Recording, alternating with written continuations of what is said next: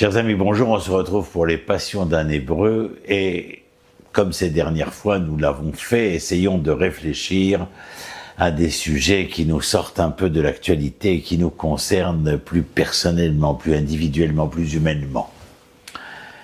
Comprendre plutôt que de juger. Je vous parlerai d'une éthique de la lucidité humaine. Depuis les origines de la pensée, l'homme se heurte à une tension fondamentale, le fossé entre ce qu'il est et ce qu'il aspire à être. Nous avons rêvé de sagesse, de justice, de vertu. Ces idéaux porteurs d'espoir fondent nos civilisations et nos systèmes de valeurs, mais dans la réalité, les êtres humains sont souvent incohérents, faillibles, contradictoires. Faut-il pour autant les condamner moralement? Ou devons-nous apprendre à porter un autre regard sur eux, un regard fondé non sur la norme, mais sur la compréhension. C'est à cette question profondément éthique et existentielle que je voudrais, avec vous, essayer de répondre. Dans toutes les grandes philosophies morales occidentales, de Platon à Rousseau, l'homme est mesuré à l'aune d'un modèle idéal, le sage, le citoyen, le juste. Ces figures orientent nos réflexions sur le bien et le mal, le progrès et la régression. Elles ont leur utilité, elles offrent une boussole, un horizon, mais elles deviennent problématiques lorsqu'on les utilise pour juger l'homme réel, celui qui doute, qui trébuche, qui improvise. Platon, si vous vous souvenez, dans la République, imagine une cité parfaite gouvernée par des philosophes rois. Cette construction théorique repose sur une méfiance profonde envers la nature humaine telle qu'elle est, trop instable, trop émotive, trop changeante. Plus près de nous, Jean-Jacques Rousseau pense qu'il faut contraindre l'homme à être libre dans un ordre politique qui le transforme. Il ne voit dans la nature humaine brute qu'un point de départ à dépasser.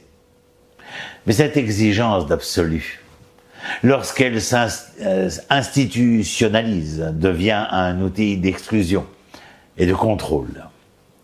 Michel Foucault, le philosophe français, dans Surveiller et punir, son ouvrage bien connu, montre comment nos sociétés modernes, au nom du redressement moral ou social, organisent la normalisation des individus.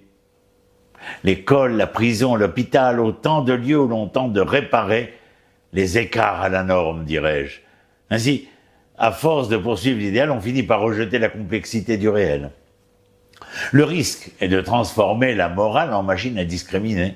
Tout ce qui ne correspond pas au modèle deviendrait suspect, condamné, voire inhumain. À l'opposé de cette logique qui paraît normative, ou qui paraîtrait normative, une autre tradition philosophique plus discrète, mais tout aussi puissante, invite à regarder l'homme tel qu'il est, sans fil, sans fantasme, non pas pour justifier tout comportement, mais pour mieux comprendre ce qui anime chaque être humain. Dans L'homme révolté, Albert Camus, que je vous cite souvent, prend acte de l'absurdité de la condition humaine. L'homme cherche du sens dans un monde qui n'en offre pas, et pourtant, il ne renonce pas. Il se dresse, il résiste, il affirme sa dignité même dans le non-sens. Camus ne croit pas à l'homme parfait, il croit en l'homme qui persiste, qui doute, mais qui ne cède pas à la haine ni à la violence aveugle. La philosophe Simone Veil, non pas la ministre de la Santé, Simone Veil, celle qui mourut pendant la Seconde Guerre mondiale, eh bien, Simone Veil, quant à elle, pousse encore plus loin l'exigence éthique. Dans La pesanteur et la grâce, son livre, elle propose une forme radicale d'attention à l'autre. Une attention silencieuse, humble, qui ne juge pas mais reçoit l'autre dans sa totalité, y compris sa souffrance et ses contradictions. Elle écrit: aimer son prochain, c'est lui dire « qu'as-tu à dire ?» Voir l'humain dans son ambiguïté, c'est accepter qu'il soit à la fois capable de grandeur, mais aussi de petitesse, d'altruisme, mais aussi d'égoïsme. C'est comprendre que ces contradictions sont constitutives de notre nature. Face à l'insuffisance du moralisme, l'amour apparaît comme une autre voie plus exigeante, plus féconde. Non pas un amour romantique ou naïf, mais une attitude d'ouverture inconditionnelle, qui refuse la réduction de l'autre à ses actes passés ou à ses échecs. C'est ce que pense Emmanuel Lévinas, qui fonde toute l'éthique sur la rencontre du visage d'autrui, comme je vous l'ai signalé plusieurs fois dans son ouvrage si célèbre Totalité infinie. Il affirme que le visage est ce qui interdit de tuer, ce qui oblige à respecter. Il ne s'agit pas d'un regard sentimental, mais d'un appel éthique radical. L'autre me dérange, me défie, me fait sortir de moi-même.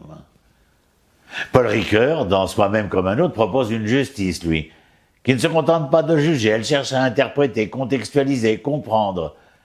Le pardon, chez Ricoeur, n'est pas l'oubli, c'est la reconnaissance que l'autre est plus que ses fautes. Venez, prenons un exemple concret. Un adolescent commet un acte violent. La réponse immédiate peut être la punition, certes. Mais une autre approche est possible, comprendre les causes. Manque de repères, environnement défaillant, souffrance intérieure. Alors il faut dialoguer, proposer une autre voie. C'est là que réside le pouvoir transformateur du regard bienveillant. Plutôt que de rêver un homme pur, parfait, irréprochable, qui n'existe pas, qui n'a jamais existé, nous pourrions adopter une sagesse réaliste à l'image de celle de Michel de Montaigne. Dans ses essais merveilleux, Montaigne ne se donne pas en modèle, il observe ses propres failles, ses contradictions, ses hésitations. Il écrit « Je suis moi-même la matière de mon livre ». Ce regard sans complaisance, mais sans dureté, est un modèle précieux. Il nous rappelle que la lucidité est plus humaine que la perfection. Reconnaître que l'homme est un être inachevé, en devenir seulement, c'est lui laisser la possibilité de se transformer sans le condamner d'avance. Cette posture rejoint aussi Albert Camus lorsqu'il écrit dans son essai L'été « J'aime les hommes non pas en dépit de leur faiblesse, mais à cause d'elles ». L'humanité n'a pas de sens. Non, excusez-moi, je me suis trompé dans ce que je voudrais dire. L'humanité n'est pas dans l'idéalisation. Donner un sens idéal aux choses, mais dans l'acceptation lucide de ce que nous sommes, c'est-à-dire des êtres limités, mais capables de beauté.